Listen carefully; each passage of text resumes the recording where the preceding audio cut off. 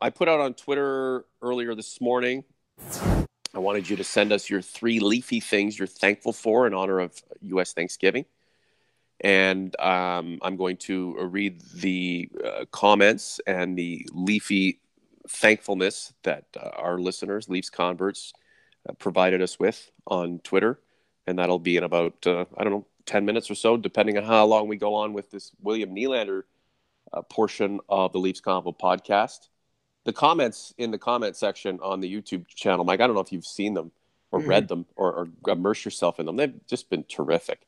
I mean, most of them are focused on the topic that we've incited. Some of them are just fun, taking shots at my selfies and stuff, and I love it. Just keep it coming, man. Keep clicking on the channel, subscribe, the views, tell your friends, say what you want to say. Don't be totally derogatory or anything like that, and we can leave it all in there and have a blast in doing so. This Nylander situation is not going to last forever, so let's have fun with it while we can. Speaking of, the deadline's quickly approaching. I don't know. There are people, the Nylanderites are holding out hope that he will sign for the money that is satisfactory to him and his camp, and that it'll be long-term, and that he can come back and play on a top line with Austin Matthews, and he can go about proving to everyone just how excellent he is, and getting the job done in hard minutes, juxtaposing that against Mitch Marner, who will play soft minutes and be pedestalized by the head coach and given opportunities. Anyway, I'm digressing. What is the situation on William Nylander? I can't help myself, Mike. Sorry. Well, I mean, the funny thing is, it just seems that 8 days out there publicly is not much in terms of any difference from what it was a week or two ago. From what most people are reporting, and this is what I've been hearing from other things as well, is that there's been no compromise, that they're sort of waiting each other out. This is sort of like a staring contest where, the one side is hoping that the other side will give in at the 11th hour and that a deal can get done. I've heard that, in a perfect situation, the Leafs want to get him signed. They still would rather sign him than trade him. But I think that if that was going to happen, it was going to happen already. I don't see Nylander's camp capitulating at the 11th hour. I mean, it would basically throw away everything that they've done over the last 2 months to say, okay, now we'll give up just to get this 2-year deal, just to get him in camp. And I had somebody tell me, and this is a pretty good point, with the uncertainty of the CBA coming up next summer, where the PA and the NHL have a chance to opt out.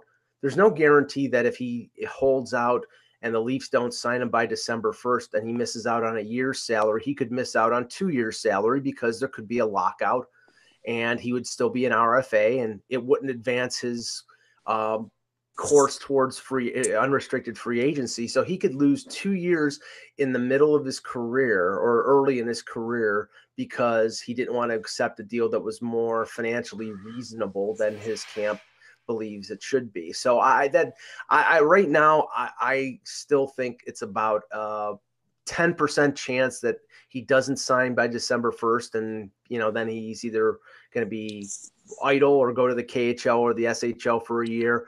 And about even of it being a trade or it being a signing, it's all dependent on his camp if they will agree to what I think would be a bridge deal for a reasonable amount, like $4.5 to $5 million. If he's pressing for Panarin $6 million on a bridge deal, I don't think the Leafs will sign that. And then it's a question of whether they can get what they think is equal value in a trade. And I think they can, but I'm not privy to who they're talking to and what they're being offered. Yeah, from a public relations standpoint, the Leafs cannot win a Nylander trade. Hockey-wise, maybe they can come out even. Maybe they'll win it, especially if you bring in a player who fulfills a need on the roster, and clearly there are needs. And that's just the way hockey goes. But obviously, William Nylander, in a lot of senses, has become a bit of a martyr. He's a bit of an example of someone who people think is being underrepresented or misrepresented or not being given the proper attention and treatment that he should, and that might be the case. But I've already made this point, which is 100% legit. He's in the wrong place, wrong time, messing with the wrong team, and his representation and the faction, the Nylanderites out there who are boasting of his incredible talents, are comparing him to the wrong player. Well, let me it's a lose. They're losing, all of them, losing. well, Nylander might end up. Sorry, Mike. Sorry, I'm not finished my point. Nylander could end up somewhere else, and I think honestly, they're trying to force a trade. Why does he want to come back here now? Why would his dad, and whether his dad's key in this negotiation? I mean, it's up for debate. We don't know emphatically, but history does lend to the notion that he'd be a part of it. And then Louis Gross, why after all of this time would Nylander want to come back here? Anyway, it's a lose. He may win in the end with some sort of a financial windfall from another team, but with the Leafs and the situation and knowing where he is on the pecking order, it's just terrible management. I'm sorry, it's just terrible. Go ahead. Well, I first of all, I think that they can win a Nylander deal. And maybe not in the minds of the public, but that really doesn't matter if they get themselves a top 4 defenseman that helps them on defense. I think the fans will eventually accept it. What is interesting to me over the last 24 hours is sort of the charm initiative or charm campaign that Mike Babcock has been waging. Now, he made a comment yesterday where he said, we think our team's going to get better. We have significant pieces not here, and they will be here. Obviously, one piece is Matthews, who's hurt. The other one, you can't interpret one way or the other. It's either Nylander or what they get from Nylander. Babcock comes out this morning and says, I am confident and hopeful regarding the negotiations. I mean, Willie loves hockey. I know Willie good. He's a great teammate and a good person, and he loves hockey. He wants to play hockey, so I'm betting on that. How's that? So it sounds to me like they're like trying to pull on his heartstrings and say, come on, be reasonable, get in here, play hockey, but I don't think that's going to mean anything. I think that this is 2 months of a sort of hardened approach to what they want in terms of a contract. I don't think his representatives are going to soften at the 11th hour, and then it's up to Kyle Dubas. Do I trade him for what I can get and get a good return, or do I let him sit and rot? And I think they'll trade rather than let him sit and rot. I agree. Does he love Toronto? Does he love the Maple Leafs? Mike Babcock, it's hard for him to say those things. He'd be speaking for Nylander in that case. He knows he loves hockey. Does he love the Leafs? Does he love Toronto? If he doesn't, why come back here under any circumstances? And I say that he's being managed terribly. And it's if his crew think the Leafs will capitulate or buckle and at this point just give him what he wants because his management thinks that he should be paid in accordance with what Mitch Marner will eventually be paid, then his management is genius. But to be honest with you, it's not going to happen.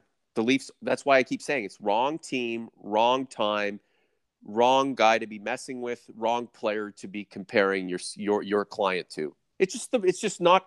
It's in another circumstance, in another world, on another team, in another market, it might work. But here, it's just, what are you doing?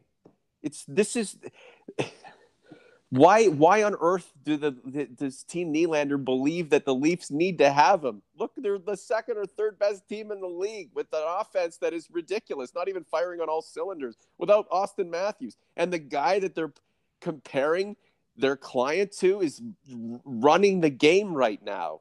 And he doesn't need Matthews. He doesn't need Nylander. He's got Tavares. He's making Tavares better. He makes his teammates better. Nylander could be doing that too, but he's not. He's sitting out. And that's the problem. That's why either, the management is terrible and they think the Leafs are going to buckle, which they're not, or they're holding the Leafs' feet to the fire trying to force a trade to get Nylander out of Toronto where he can be the man, be paid accordingly. And if that's the case, all the power to them. But, you know, if their goal is the former and hoping the Leafs eventually realize that Nylander is the be-all and end-all, it's just not going to happen for them. Mike, last point on Nylander, and let's get into the 3 Leafy things we're thankful for in honor of U.S. Thanksgiving.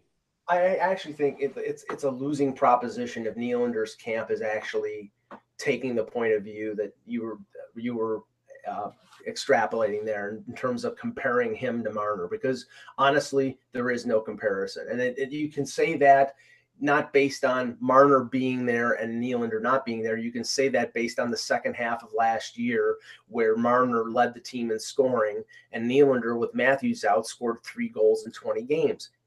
Nylander is a very good player. He's a complimentary guy. Some people think he can be like a centerpiece player, and maybe he can be that outside of Toronto. But while he's in Toronto with Tavares, with Marner, with Matthews, his role is being a complimentary guy. And maybe you're right. Maybe his end game is to go somewhere so he can be the man and not have to support the man like he's been over the last couple of years. And I think in the end, the Leafs would be better off and he would be better off. But we'll see what happens in the next 8 days.